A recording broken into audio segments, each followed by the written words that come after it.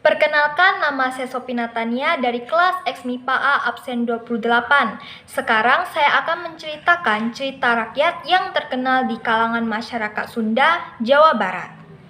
Pada zaman dahulu, di daerah Pasundan, tinggal seorang raja yang sangat bijaksana bernama Prabu Tapak Agung.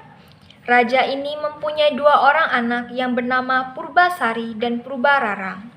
Di akhir hidup sang ayah, ia berpesan kepada kedua anaknya bahwa ia ingin turun tahta. Ia meminta Purbasari agar menggantikan kedudukannya sebagai pemimpin di kerajaannya. Kakaknya kemudian merasa iri dan tidak terima mendengar pesan ayahnya tersebut, karena ia merasa ia lebih pantas menggantikan ayahnya.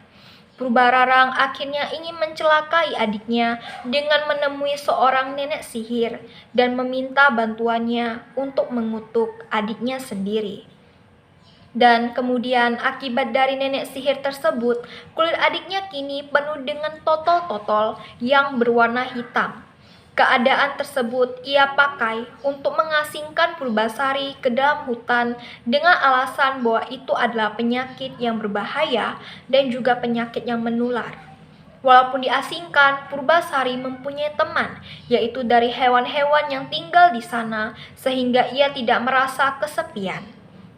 Salah satu hewan yang menemaninya adalah seekor kera yang selalu membawakannya buah serta bunga untuk menghibur dirinya. Kera tersebut bernama Lutung Kasarung. Pada suatu malam, kera tersebut bersemedi. Kemudian secara tiba-tiba muncul air yang membentuk sebuah telaga dengan air yang jernih dan wangi. Lalu Purbasari diminta mandi di telaga tersebut oleh sang kera. Tubuhnya seketika ketika dia mandi di sana berubah menjadi seorang putri yang cantik seperti semula. Purbasari tentu saja sangat senang dan berterima kasih kepada Lutung Kasarung. Purbararang pada suatu ketika menjenguk Purbasari. Dia melihat adiknya sudah kembali cantik, membuatnya terkejut. Kemudian ia memintanya untuk adu panjang rambut kepada sang adik. Hasilnya adalah bahwa rambut Purbasari ternyata itu lebih panjang daripada rambut Purbararang. Kemudian Purbararang meminta lagi kepada Purbasari agar mau adu tampan dengan tunangannya. Purbasari yang kala itu hanya menggandeng seekor kera yang sudah menemaninya hidup di hutan selama ini mulai pasrah.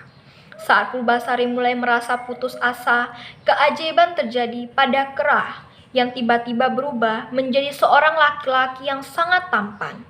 Bahkan ia jauh lebih tampan dibandingkan dengan tunangan Purbararang. Sehingga adu tampan tunangan pun dimenangkan oleh Purbasari. Kemudian Purbararang meminta maaf dan menyadari kesalahannya kepada Purbasari.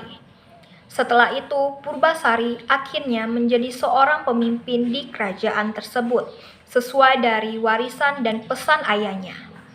Kemudian dia bersama Lutung Kasarung memimpin kerajaan tersebut bersama-sama. Kakaknya juga sudah ia maafkan dan ia sama sekali tidak berniat untuk memberikan hukuman kepada kakaknya tersebut. Bahkan kata balas dendam pada sang kakak tidak pernah terbesit sedikit pun. Purbasari akhirnya hidup dengan tenang dan bahagia bersama dengan sang kekasih hatinya. Terima kasih karena telah mendengarkan cerita saya.